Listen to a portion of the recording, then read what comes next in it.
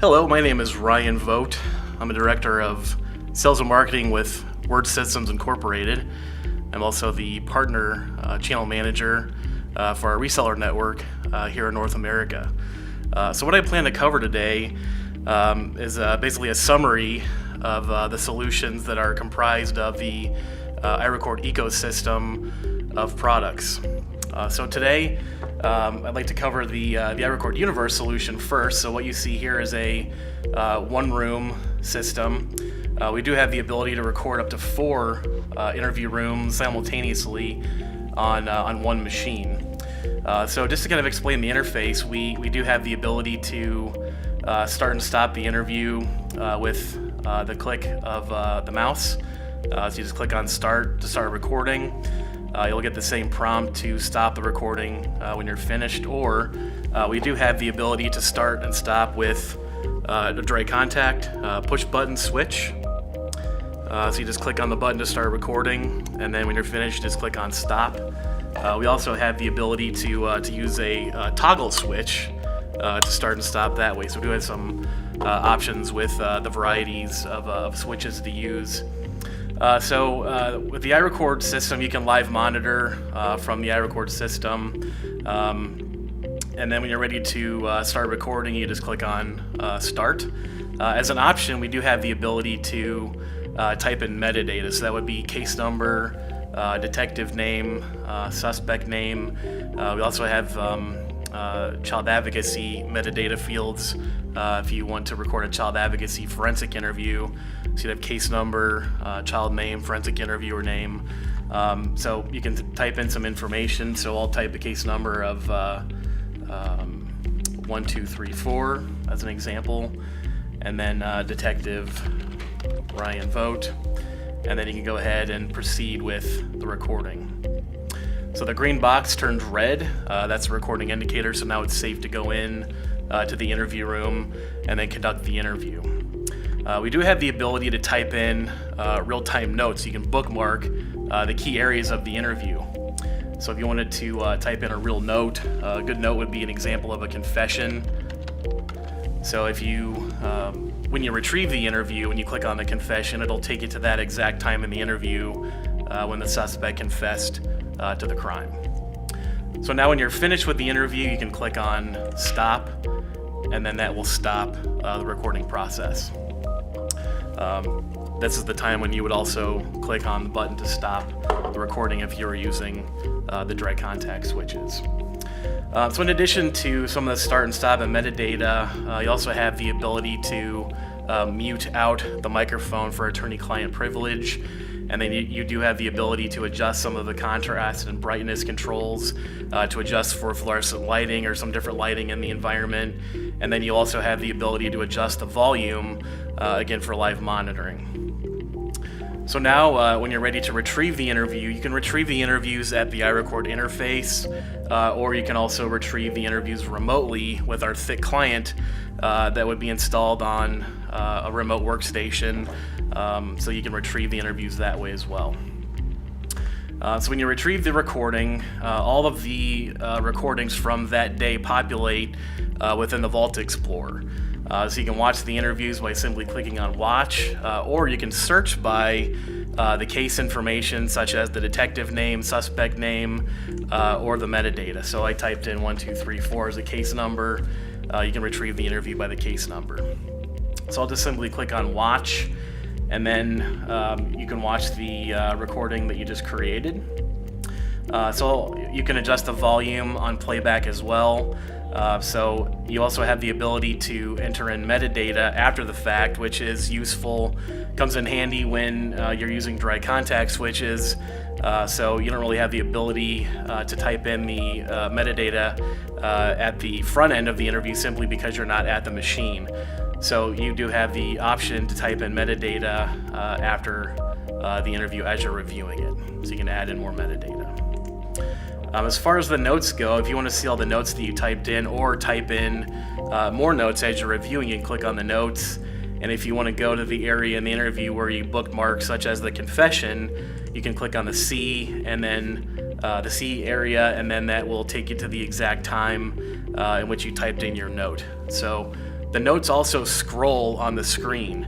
So that way, again, it's an indicator of the notes that were typed in at the exact same time in which you typed them in. If you want to add in some more notes, such as a murder weapon or any other notes, you can click on the Add Note feature and then type in some more notes. And again, those notes will scroll on the screen at the time in which you typed them in. We also have a redaction feature that allows the users to securely edit out non-relevant testimony out of the interview. So you click on the redaction icon, and then you do have the ability to create the areas of the interview that you like to keep. So you would click on the fragments of the interview, add your fragment, and then you would also go in and then add your other fragments that you like to keep, and then you would add them to your master playlist, and then you would have all of the again, all the areas in the video that you would like to keep. The iRecord system does maintain the original copy of the interview for chain of custody purposes. When you want to save the newly redacted video clips, you can save them to a USB flash drive. You can save them as a Windows media file, MP4, or a consumer file, and then you can also save to a DVD, and then save as MP4, a consumer, DVD, or Windows media files. We also have a chain of evidence audit trail. So every single event in relation to the interview is saved in the chain of evidence audit trail. So actions such as reviewing the interview, watching the interview, redacting the interview, all of that information is saved. So you just click on the chain of evidence icon, and then the system will generate a PDF file of the chain of evidence. So you can see all the metadata, when the interview was created, the time in which it was created, and then every event. So who viewed it, who redacted it, who saved a copy, etc. So I'll just exit out of that. A lot of our customers just simply save the interview and then create a copy of it. So if you want to skip ahead and then just create a copy of it, all you have to do is click on the export icon, and then you just simply click on create a DVD if you want to save to a DVD. So you simply click on the DVD burner that you'd like to save on, and then click on the file system if you want to watch the interviews on a computer, or if you want to watch the interviews on a DVD. So then you just click on create a DVD, you insert a blank DVD, and then the system will burn it and then eject it when it's finished. If you want to save the interviews to a USB flash drive, you just click on export to USB, plug in your USB flash drive and hit copy, and then that saves the interview in Windows media file. You do have the ability to include the notes and the metadata on the Windows media file copy as an option. So we do have some other features on the iRecord interface, such as the ability to take a screenshot or a bitmap image. So if you need to take a still frame image or a picture out of the interview, you can do that. So that's called the grab frame feature. So that is the iRecord player. So we do have some other features, part of the iRecord system. You do have the ability to upload third-party video into the iRecord evidence vault. That could be footage from in-car video, that could be body camera footage, surveillance footage. A lot of witnesses use their phones to record video. As long as that video is non-proprietary, we can upload that into the iRecord evidence vault. So you click on browse, and then you can go out and then choose the video that you'd like to upload. You upload the video, and then you can also save it in the evidence vault. And then you can also choose the day in which you upload the video, and then you just upload the video. And then you can add some metadata to that video. So if your video correlates to another case number, you can also add that case number, and then both videos will be saved under the same case number. So you go ahead and then upload the video, and then the video will then save into the iRecord evidence vault. When you want to retrieve that video, you simply click on the search field, type in your video, and then you can retrieve the video that you uploaded. One nice feature about the third-party video upload is that you have the ability to use our redaction feature and then edit out that third-party video. So that's really helpful if you're editing out 8 hours worth of video from in-car video, or if you have a previous video that you like to use for training purposes, you can go in and then easily edit out that video. You do have the ability to also live monitor live interviews remotely with the iRecord Thick client. So what you would do is simply click on the live monitoring feature, and then you can pull up the video that you'd like to watch, and then you can watch it. So the iRecord system is username and password protected, so it will lock out whoever doesn't have access to either live monitoring or retrieving certain interviews. So we do have interdepartmental security, and we do have a lot of flexibility with our interdepartmental security, so you can lock down certain interviews as private, so only one person along with the administrator has access to that particular recording. And then you can also create groups such as burglary, homicide, sex crimes, so all of the users as part of those groups would not have access to the other groups' recordings. So we can lock those down. You also have the ability to share those videos, so if you do want to share the videos after the fact, you can give access to that user.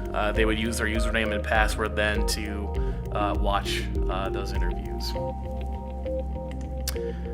If you do want to access the interviews remotely through your workstation, we do have a Thick client, and that is a simple program. So if you want to access the iRecord system or watch a live interview, you simply click on the browser, and then you can watch the interview and then live monitor through that same program as well.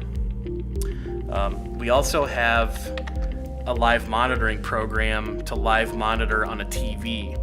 So we created our own program to live monitor high definition live interviews. So if you want to watch the interviews in a multidisciplinary team environment, or up on a live a scenario where you're watching live interviews up on a flat screen TV or a projector, you can click on the RTSP viewer. That stands for real-time streaming protocol, and you just pick the room that you'd like to watch the live interview in, and then the interview will then display itself. So we have the ability to watch picture-in-picture, or we also have the ability to watch in split screen.